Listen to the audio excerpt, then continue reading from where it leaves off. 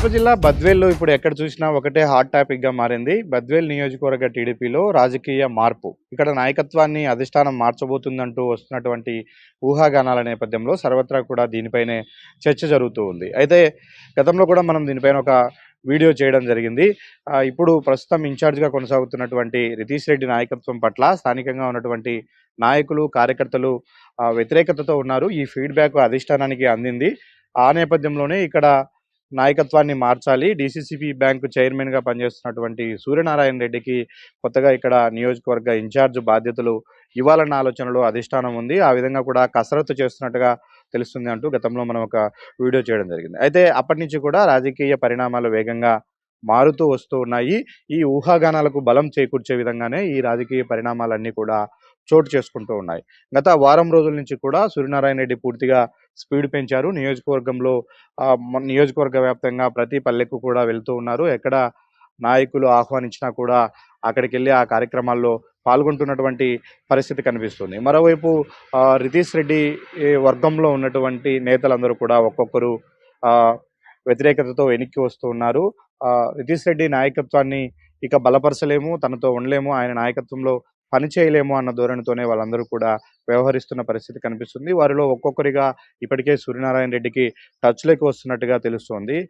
గత కొద్ది రోజుల క్రితమే రితీష్ రెడ్డితో విభేదించినటువంటి పోరుమామిళ్ళ మండల టీడీపీ అధ్యక్షుడు భైరవ్ ప్రసాద్ ఆధ్వర్యంలో నిన్న సూర్యనారాయణ రెడ్డిని ఇన్వైట్ చేసి ఒక గ్రాండ్ ప్రోగ్రామ్‌ను ఏర్పాటు చేశారు. అక్కడ ముస్లిం సోదరులకు ఒక 20 కుటుంబాలు పార్టీలో చేరడంతో పాటు, వైసీపీ నుంచి టీడీపీలో చేర్చడంతో పాటు, అక్కడ ముస్లిం సోదరులందరికీ రంజాన్ పండగ సందర్భంగా ఇఫ్తార్ విందును కూడా ఏర్పాటు చేశారు. ఈ కార్యక్రమంలో పెద్ద ఎత్తున స్థానిక నాయకులు, టీడీపీ కార్యకర్తలు, టేకూరుపేట గ్రామ ప్రజలందరూ కూడా పాల్గొన్న పరిస్థితి కనిపిస్తుంది. అంతకు ముందుగా బీకోడూరు మండల పరిధిలో ఉన్నటువంటి మున్నెల్లి అంకాలమ్మ తిరునాళ్ళకు కూడా సూర్యనారాయణ రెడ్డికి ఆహ్వానం అందింది.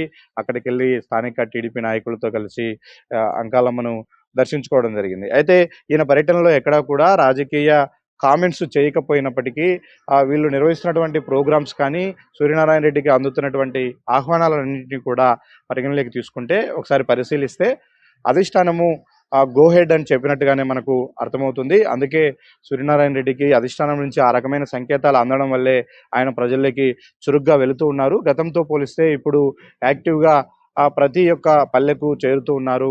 నాయకులు, కార్యకర్తలతో కూడా మాట్లాడుతూ ఉన్నారు. బిజీ షెడ్యూల్స్‌తో ముందుకెళ్తున్నటువంటి పరిస్థితి కనిపిస్తుంది. మరోవైపు రితీష్ రెడ్డి కూడా అడపాదడపా ప్రోగ్రామ్స్‌లో పాల్గొంటున్నప్పటికీ ఆయన ఆ ప్రోగ్రామ్స్‌కు అంత పెద్దగా టీడీపీ నాయకులు గాని, కార్యకర్తలు గాని వెళ్ళడానికి ఆసక్తి చూపిస్తున్నటువంటి పరిణామాలు కనిపించట్లేదు.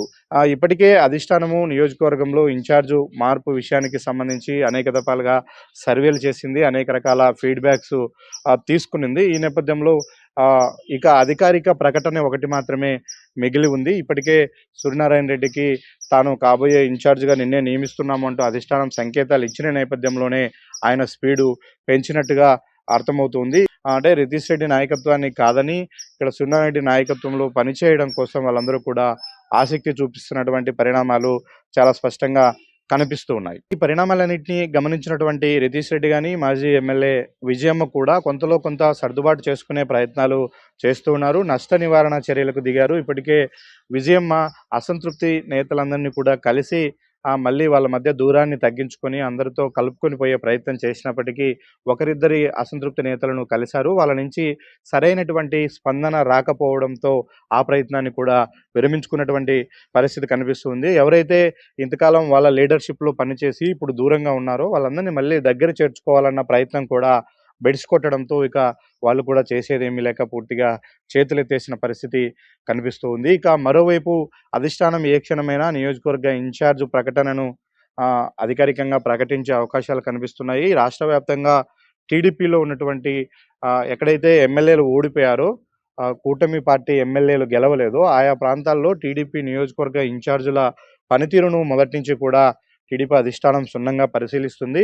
అందులో భాగంగానే ఒక 4 నియోజకవర్గాల్లో ఇన్ఛార్జుల మార్పు విషయం పైన టీడీపీ అధిష్టానం కసరత్తు చేస్తున్నట్టుగా తెలుస్తుంది. అందులో ముఖ్యంగా కడప జిల్లాకు సంబంధించి బద్వేలు, అలాగే అన్నమయ్య జిల్లాకు సంబంధించి తంబలపల్లి నియోజకవర్గానికి సంబంధించి ఇప్పటికే అధిష్టానం ఒక క్లారిటీకి వచ్చినట్టుగా తెలుస్తుంది. ఈ 2 నియోజకవర్గాల కొత్త ఇన్ఛార్జులను త్వరలోనే ప్రకటించే అవకాశాలు కనిపిస్తూ ఉన్నాయి. దానికి తోడ్పాటుగానే ఇక్కడ బద్వేలు నియోజకవర్గంలో జరుగుతున్నటువంటి పరిణామాలన్నీ కూడా ఆహ్, గమనిస్తే అదే విషయాన్ని బలపరుస్తున్నాయి. అదే విషయం కూడా అర్థమవుతున్నటువంటి పరిస్థితి కనిపిస్తుంది. కానీ ఎక్కడో ఇంకా ఒక సస్పెన్షన్ అయితే కొనసాగుతూ ఉంది. 30 ఏళ్ల పాటు ఇక్కడ రాజకీయం చేసి ఒక పెద్ద కుటుంబంగా పేరొందినటువంటి విజయమ్మ కుటుంబాన్ని అంటే వీరారెడ్డి కుటుంబాన్ని టీడీపీ అధిష్టానము దూరం పెడుతుందా? అంటే వాళ్ళకేమైనా నామినేటెడ్ పదవి గాని, మరేదైనా ఎమ్మెల్సీ పదవి గాని అనౌన్స్ చేసే అవకాశాలు ఉంటాయా అన్న కోణంలో కూడా చర్చ జరుగుతుంది. ఈ చర్చలు ఎంతవరకెళ్ళాయంటే చివరికి బెట్టింగులు పెట్టడానికి గూడా సిద్ధమవుతున్నటువంటి పరిస్థితి కనిపిస్తుంది. ఇరు వర్గాలకు సంబంధించి ఇప్పటికే నియోజకవర్గ ఇన్‌చార్జ్ మార్పు జరుగుతూ ఉందని కొందరు, జరగదు కంటిన్యూ అవుతుంది. ఇప్పుడున్నటువంటి నాయకత్వమే కొనసాగుతుందని మరికొందరు 2 వర్గాలుగా విడిపోయి బెట్టింగులు పెట్టడానికి కూడా సిద్ధపడుతున్నటువంటి పరిస్థితి కనిపిస్తుంది. అయితే ఇది కొంత కేడర్‌లో, లీడర్‌లో గందరగోళానికి గురిచేసే పరిణామాలు అయినప్పటికీ టీడీపీ అధిష్టానము వీలైనంత తొందరగా ఈ విషయాన్ని తేల్చాలి. అధికారిక ప్రకటన చేస్తే ఈ అనుమానాలన్నిటికీ కూడా క్లారిటీ దొరుకుతుంది. కొత్తగా వస్తున్నటువంటి ఇన్ఛార్జ్ యొక్క నాయకత్వంలో టీడీపీ ఇప్పటి నుంచే బలంగా పనిచేసి ముందుకెళితే రాబోయే స్థానిక సంస్థల ఎన్నికల్లో పూర్తి స్థాయిలో తన బలాన్ని నిరూపించుకోవడానికి అవకాశం ఉంటుంది అన్న అభిప్రాయం అయితే ఇక్కడున్నటువంటి స్థానిక నాయకుల్లో, టీడీపీ క్యాడర్‌లో కూడా కనిపిస్తుంది. మరి చూడాలి టీడీపీ అధిష్టానం ఎప్పటిలోగా పూర్తి స్థాయిలో దీనిపైన అధికారిక ప్రకటన చేస్తుందో వేచి చూడాలి.